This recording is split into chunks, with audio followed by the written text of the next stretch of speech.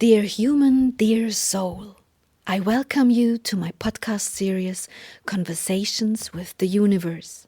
Since a near-death experience, I have the gift to communicate with subtle levels of the cosmos.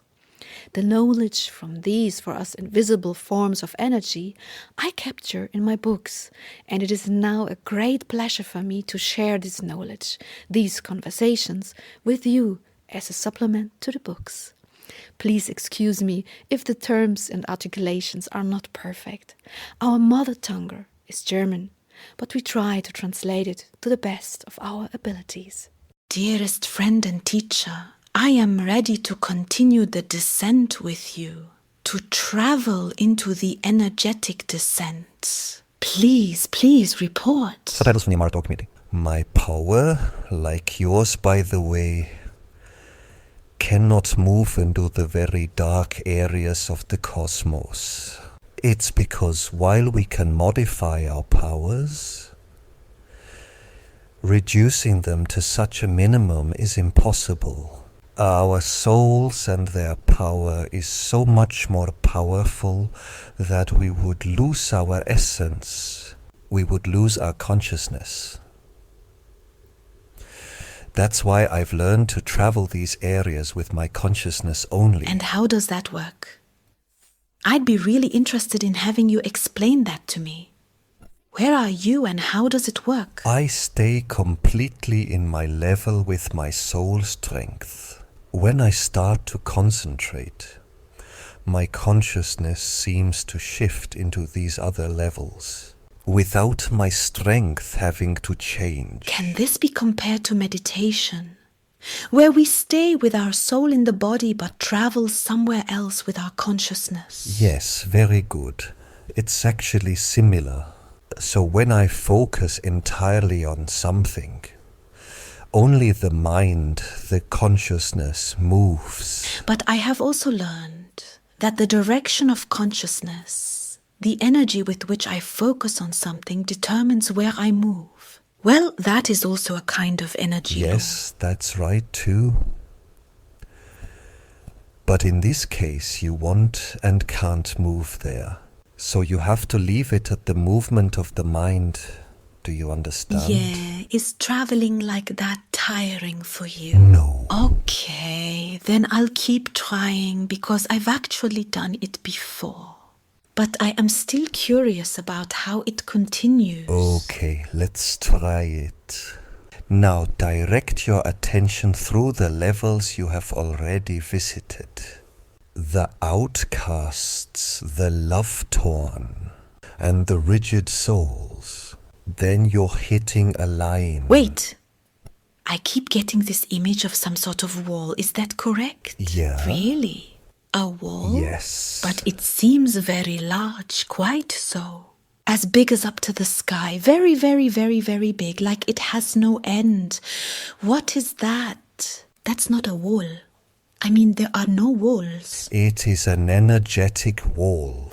It slows down the movable and filters the immovable. But in the cosmos, there is no immovable state. Very true, love, but yet it forms the partition, between which the still, albeit slowly moving energy fields of the soul fragments and those who don't seem to move. And why do we need a wall for this? I don't know. Okay, so I'm standing at this wall now. I am there with my consciousness and they are climbing. Really impenetrable. I can't get through. What do we do now? Now you can penetrate the wall with your mind. This is the reason why we need to travel with awareness here. You wouldn't have made it through with your soul energy. It's a clear line of energy states. Now make your way through. That's actually quite different from what I know. Ah, thanks. I need to see how it works. Okay. We are currently holding something here that would usually take many minutes. About 10 minutes or so, but I'm just going to continue here. It's okay, but I feel a bit like I'm getting a headache. That can be, yes, Stay with your consciousness. Move if you can with your mind and describe to me what you see. I am with you. So it's very quiet here as well. And I actually feel, yes, just as a still. It's even darker, so even darker.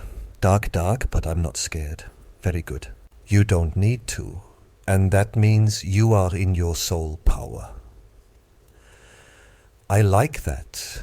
If you would focus on this area for a while longer, you would notice the following things. I'm reporting. In some parts, you'll find more soul fragments than in others. So it's not seen as a domain that houses soul fragments evenly. It seems there are different qualities. I wasn't able to research these individual qualities because no information flowed through these fragments of soul. They're not just rigid, they seem almost lifeless. Yes, we've talked about that before. That you would actually call it a kind of graveyard. Because it almost feels like these energies, but we also agree and we know the energy laws, where there is no energy death. What exactly is the state here? Have you been able to find out? Yeah, they are fractions of energy fields that have so little energy that they almost don't exist consciously. They don't have any real memories. Because they also carry so little awareness. They are energetically very, very weak, and this is the cause of their weak consciousness. My experience has shown that several components occur due to this powerlessness. On the one hand, it is so quiet because the energies vibrate so low, and additionally, it's harder for us to perceive what kind of problems these energy fields carry in their matter. What I mean to say is that they don't function like the other 3 levels in other areas. It's not like they're endowed with some kind of emotionality. They're just there. It's like the empty being. Do you understand what I mean? Yes. I think I understand what you mean when we previously had the energies that felt rejected. The others who did not feel love and the others who were rigid, we still had a certain kind of emotionality and apparently also something that could remember. There is no such emotionality and no memories here. Nothing. Yes, exactly. It seems like there's nothing there. But you still see the soul fragments, right? Yes, and I'm getting a headache. My Block third it eye out, hurts. Sylvia. Block it out if you can, please, just for a while longer. Okay. So from a human perspective, I would say it's terribly boring here. I told you about the different concentrations of soul fragments. What I also find interesting is that some of these soul fragments are completely alone. Others, like they were heaps, and if they are these heaps, they can certainly also work far into space, not just on one level, filling the space, but bundled. And you could, if you have this kind of bundled energy from, you've seen a bundled kind of energies, don't ask or find out why, that are so bundled.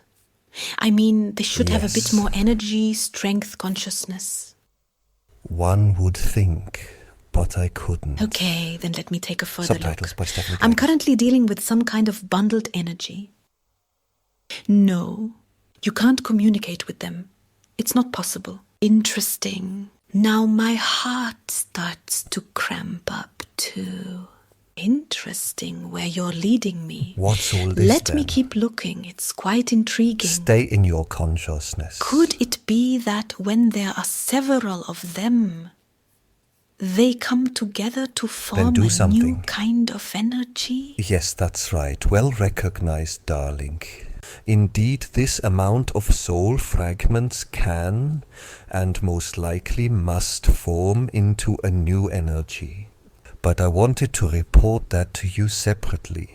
What possibilities there are for these soul fragments in the cosmos to transform themselves. I see. So we're observing this kind of formation, but there's some movement after all. Yes, of course. I am not saying that there is no movement at all. Only compared to the other fields we have visited and learned about, it is so much less. It seems for a moment as if they were totally immobile. But if we calculate with your time in eons, they naturally move. Man, those who are really alone, they somehow make me feel sorry. That's terrible. I want to approach one of them. Subtitles by the Amaro community. Wait. I have one that looks like a broken arrow. You know what I find interesting? When I want to give energy impulses there, it's like they're being slowed down. As if the energetics in this area are as if the energy impulses had to pass through some kind of thermal mass. Yes, I have noticed that too. Purely from a physical perspective, I'm now curious as to why that is and what it is. Now I'm really starting to feel sick, girlfriend. Is it because things there naturally have no energy and energy movement and therefore no light at all? I don't have a physical answer to that, dear, as much as I'd like to give you one. But for me, it's just the way it is. I can't provide formulas and parameters for the problem. But I'll still like to continue to research and understand it. Yes. The question about formulas is also a form of understanding for me. That's my inner analyst. Subtitles commissioned by Sylvia for Funk, 2017. I know. And say sinful. And the analyst is also very good and welcome. But here we come to the next limits of your physics. Yes, I understand. Well, I'm feeling quite heavy now, maybe 10,000 years ago. Tons. My heart is heavy. It feels like a stone. My third eye seems as if it is plastered and glued with concrete. This level is incredibly strenuous. Now don't tell me there's another one. Really? No, you're kidding me. I'm just focusing on a spot where it gets a little brighter, but still. It's up there, right? Yes. What is that? This is the link from the plane to the primal force of the source. Good. That you are noticing this already. It's actually very, very small. Yes, but it's there. What is it there for? It is there to enable the plane to connect into the source. Because this part is also a part of the source power. But it's not like anything's coming through, right? No, not as you mean it. But it's the connection of the plane in. And with the power of the source that you perceive. Yes, I understand. So, this wall, it seems as if it were infinite. Yes, of course it is infinite. It encloses this plane of love. Wow, it's really interesting to see something so gigantic. I just want to point out for the listeners here. It really seems as if this is another world. There is a kind of giant wall, yet it knows no finiteness. On one side, there's something like a little light, but it's so grey, it's actually something spatial, even though I don't really find this word fitting here. On the other hand, it's kind of like another state of aggregation. Yeah, I think that's how we would describe it in our human understanding. Blind. This is one. One side is still with air and the other side is with tar. I think every one of you could relate to this when he hears it. It's incredibly slowing down, just really very different. Hard, dark and uncomfortable. But it's interesting that something like this exists. And you're saying there's more to come? Yes. Well, I'm intrigued. Are we done with this area now? Yes. Then I would like us to mentally return home now. Of course, darling. So please now proceed to the other side of this energy wall. Keep going through these frequency ranges until you enter the brighter levels again. Further and further, higher and higher and higher, and feel where you feel comfortable. Yes, okay, I'm here. Very nice. Do you feel good? Stay a little longer in this attention to the light. Refuel the light. Take in the warmth, the peace, and the love that surrounds you. It's a bit like emerging. You know what? If I have this feeling now as a contrast to the other levels, to the other just now, then the feeling here is the feeling of purest abundance. And that in the other level, which is also full, but is full with this stir energy, that feeling of abundance isn't there. So this here is a fulfilling energy, and there is it's a full energetic, but it isn't filled with love and consciousness. And that's why you feel this emptiness. That's one way to describe it, honey. Yes, very nice. So a place without love and awareness is intense, that it exists. Interesting. One is fulfilling the inside, the other is therefore not fulfilling the inside. Very well put. So this wall, I find it still quite exciting when I think about it. Such an energy wall that there is something like that. We didn't have this at all in the higher levels before. Let me continue to marvel.